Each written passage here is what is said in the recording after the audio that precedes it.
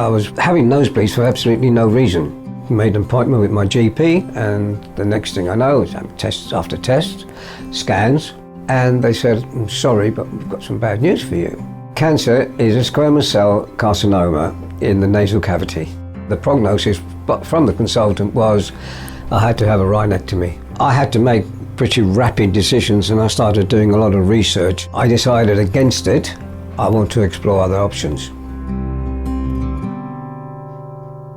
Head and neck cancer is quite a small subset of cancers, but it's actually one of the most complicated because it's dealing with cancers in a very critical part of our body. Mostly found on the outside. Mine happened to be 1 in a million, it happened to be on the inside.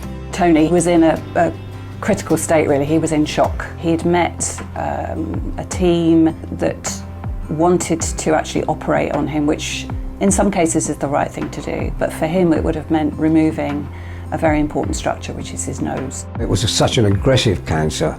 In the time I was having chemo, I found proton beam therapy. The beauty of protons is that they're little particles and they actually travel and then they stop when they're told to stop.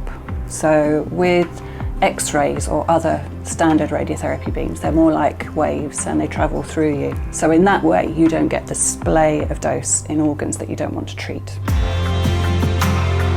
Particularly for Tony, the tumour was very close to the skin. It was between the eyes, so obviously the radiation dose needs to be channeled so that it's not going to spread into the eyes and affect vision in the years to come.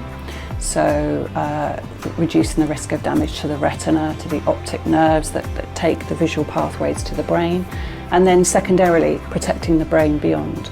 So in terms of subtle things like personality, memory, and just general IQ.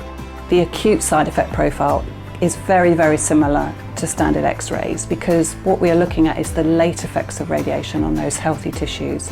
And so you need to know that that person can be cured, you need to know that they're going to live a long life, and then you will reap the benefits in the years to come. For Tony, we want him to have a good quality of life with good, preserved, healthy brain tissue, eye tissue. I would 100% recommend proton beam therapy.